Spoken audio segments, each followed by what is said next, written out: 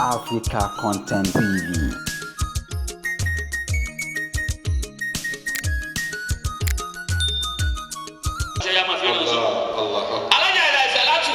Very fine boy. Ila lo kiyama báyìí. Àmín àmín. Ó tún wá ní tẹríba. Allahu Akbar. La ilaha illallah. Illallah. Kabiru èrè àsàlátù rè é ọlọ́mọ jẹ láíláí. Àmín. Ìyàwó ọ̀hún. Àmín. Wọ́n ní jẹ́. Olè ọ̀fẹ́ dà. Sẹ́kẹ̀lẹ́ bá ti wọ́n ṣe sí tọ́lọ́. Wọ́n tí ó dùn wọn náà ní kékeré ọmọ ẹgbẹ́ Ghana tó ń bẹ̀rẹ̀ yìí náà.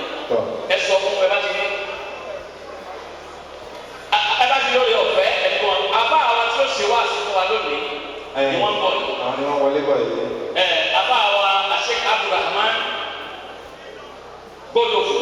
Adáyàmọ́lá. Àtẹ̀lé àsàlátù rẹ̀ wọ́n ti gbogbo yìí. Ní wọ́n dà lẹ́lẹ́. Àmín ya Allah. Sheikh Abdulrahman. Adáyàmọ́lá àyàtọ̀. Ilé wa nílé Gbọ́dọ̀fọ̀ nílọrin. Allahu Akbar. Al-Mustajab. Àbá wa gba Al-Mustajab. Pé ilé mímọ́ o, pé Ìlọrin àbí gbogbo àgbáyé Ọlọ́run ló ṣe bẹ́ẹ̀ àbá Abdulrahman ni. Èèyàn bọ̀ bó bá ti yìí ló ti yìn pa. Bẹ́ẹ̀ni. Àbá wa Abdulrahman ni Al-Mustajab Ọlọ́run náà jẹ́ ẹgbẹ́ láyé. Àmín. Ọlọ́run jẹ́ ẹgbẹ́ láyé. Àmín. Àpò onítọ̀yìn. Àmín. Nàbíwò lè ti dá Ọlọ́run ní dá sí ìlú ti láyé. Bàbá wa ẹ̀ tẹ́ láyé. Ọlọ́dà ìlànà. Àbá wa gbà àwọn akẹ́kọ̀ọ́ àgbẹ̀rẹ̀ Ọlọ́run lónìí. Lọ́pọ̀ Ọlọ́run ẹ̀ sì wí. Ayé sì yí gbọ́. Ọlọ́dà ìlànà. Ọlọ́dà ìlànà. Àbá wa Sheikh Abdulrahman. Ìtọ́sọ̀ ní ṣe yín láburú. Ẹ máa ṣe. Ọlọ́dà ìlànà. Ilé àwọn ẹni Ọlọ́run ni wọ́n ti wá nílùú Ìlọrin kó fún wa ń jẹ́ lè gbódò nílọrin.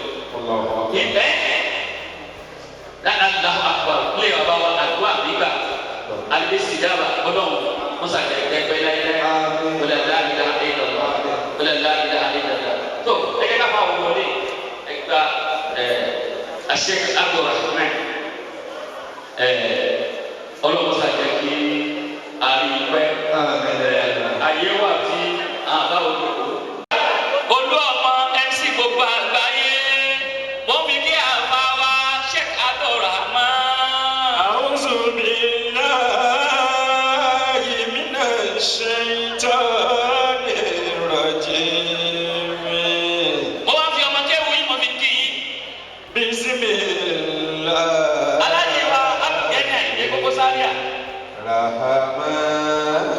Mo fi kí àbá wa àgbà àbá wa Sheikh Abdulrahman. Mo wá kí abodibajẹ mi ọlọ́mọdé mi wọ́n kún. Mo wá fi Big London làpapọ̀ tó jẹ́ bàbá àdínní masalasi wa nílé olú ọmọ balógun ọmọdé yìí. Ẹ̀yin bá dá Muhammad.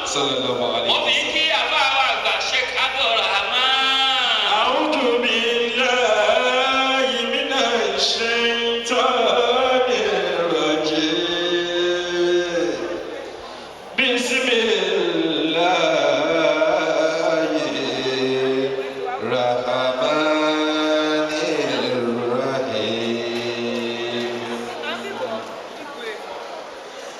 أعوذ بالله من الشيطان الرجيم.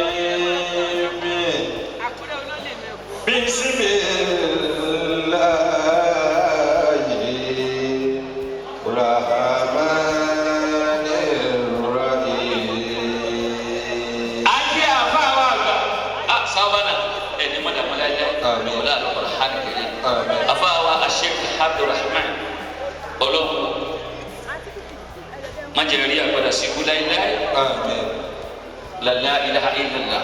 Gbogbo tí ó fà á táyì máa yẹ èèyàn tó fẹ́ràn wa Ọlọ́run níjẹ́ kí ló ṣẹlẹ̀ láíláí. Wala la hawla wala quwwata إلا بالله العلي العظيم. wala la hawla wala quwwata. إلا بالله العلي العظيم. Tó abẹ́rẹ́ yìí kí àfa wọlé ni àti gbogbo àwọn tí wọ́n tẹ̀lé wọn wá Ọlọ́run kò ní jẹ́ ìyàwó kú láíláí. Wala la hawla wala quwwata illa billah. Tó bá ti máa lọ́rọ̀ ọ̀gá nù ni ẹni àsìkò tí ẹ bá ti tó àníri mọ́nà. Ọlọ́run má ti ṣe bẹ́ẹ̀ fún wa báyìí. Àmín ya Allah. Ọlọ́run má ti ṣe bẹ́ẹ̀ fún wa báyìí. Àmín. Wala la ilaha illallah. Ìgbésí ayé wa kọ́lọ́ má jò dàrú. Àmín ya Wala Allah. la ilaha illallah. Àmín. Àwọn fi ilé tí lọ́kàn fún wa sáyìn pé ẹ̀yin àbá ẹ̀bẹ̀rẹ̀ o. Àti nàgọ́ méjì. Ọlọ́mọsá gbogbo àwọn tí àwọn náà fẹ́ wá kẹ́dùn tí wọ́n fẹ́ wá kẹ́dùn Ọlọ́mọsá jẹ́ kí wọ́n débi láyọ̀ Àmín. kí wọ́n sì padà sílé ní ayọ̀ àlàáfíà Àmín. àti gbogbo wa náà wala la ilaha illallah Àmín. Muhammadu Rasulullah Sallallahu alayhi wa sallam. Allahu akbar.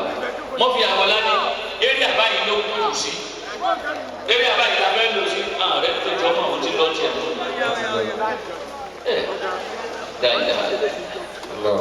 ó ti lọ́ọ́ tiẹ̀ nù ní Tilo. ọlọ́mọsá bá wa kẹ́ Àmín ya Allah. ọlọ́mọsá bá wa kẹ́ Àmín ya wala Allah. la ilaha illallah. Àmín ya Allah. Gbogbo ẹ̀yin tí ẹ wá ń sakitiyan tẹ́ ń sakitiyan wípé ọmọ ìyá wa ló lọ yìí ọmọ ìyá wa ló lọ yìí Ọlọ́run àwa náà ọlọ́mọdé ayáwọ̀ kú báyìí Àmín. ọlọ́mọdé ayáwọ̀ kú báyìí. Àmín ya Allah. Allah Kamilu Kambo ọ̀nà gbìyànjú púpọ̀ òun àti àgbẹ̀kẹ́kọ̀ọ́. Allah. Ọ̀rẹ́ wa ó lè gun mọ́tò tó wù ẹ́ o nílé ayé níbí. Ọ̀rẹ́ wa ó lè gun mọ́tò tó wù ẹ́ o nílé ayé níbí. Odò ọjọ́ yìí kẹ́yìn yẹn o pàgùn kó sí. Ó lè gun mọ́tò tó wù ẹ́ o nílé ayé níbí. Bódọ̀jọ́ ìkẹyìn rẹ̀ wà gbogbo sí. Ọ̀rẹ́ wa ó lè gun mọ́tò tó wù ẹ́ o nílé ayé níbí. Odò ọjọ́ yìí kẹ́yìn yẹn o pàgùn kó sí. Ó lè gun mọ́tò tó wù ẹ́ o nílé ayé níbí. Bódọ̀jọ́ ìkẹyìn rẹ̀ wà gbogbo sí. Sàràkí Ìlọrin tẹ́ ò. Àmín. Abáwá Abraham olúwa kọ́sẹ̀ wa ò lálá sọ́ṣẹ́. Allah sọ̀ṣẹ́. Tábà sọ̀rọ̀ kìsà tíyà ó fèsì wálé kan ó sì kọjá sọ́ṣẹ́. Allah. Kéwù wa tí a kéwù ló pa yín lé. Wọ́nyílé. Ṣebí kéwù wa tí a kéwù ló pa wá lé. Tọ́wọ́lé. Ẹ àwa ò la bó sì kan ní kọ̀rọ̀. Ní kọ̀rọ̀. Tani ló sọ wá dẹ́ni àpọ́nlé. Ṣèmọ́lé bí yóò pa yín nílé kéwù. Ilé kéwú. Wọ́n lé bí yóò pa wá nílé kéwù. Ilé kéwú. Wọ́n ní ìyàwó jẹ́ wá nídìí ẹ̀sìn nígbà tí ó sì àmọ́ ń lọ tájọ rẹ wá. Allah. Ọpẹ́ ló yẹ wá fún kéwù tí a ké. Kéwú tí a kéwú. Wọn ò gbèrò kálífà rẹ̀ wúwọ̀. Ẹ̀rí àṣekà Abdulrahman wọ́n sì kojú àpò pẹ̀lú fúlò rẹ̀ Kí ni ẹ set? tí ń jáfa nǹkan pé nǹkan set. Set. Gbogbo nǹkan set sí àfàlà ní dáadáa.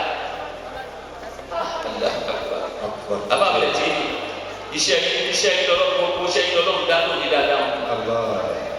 Aláṣẹ yín kọ́ ni àfa Abdulrahman ló gbọ́ Ọlọ́run gbogbo wọn ní sàn fún yín lójú. Àmín. Gbogbo wa ò ní sàn fún yín lójú. Àmín. Abáwọ Abdulrahman kẹ́tẹ́ nílẹ̀ kan àfa Abdulrahman kó sọ̀rọ̀ kan ṣùgbọ́n tó àwọn àríwá dúdú afẹ́ ọ̀rọ̀ náà àfàwọ̀ abúlé TV ọ̀rọ̀ náà wọ́n máa ń wò pé òpó làwọn ti ṣe síra yìí mo ní ànábì ní Yorùbá ànábì Sallallahu alayhi wa sallam.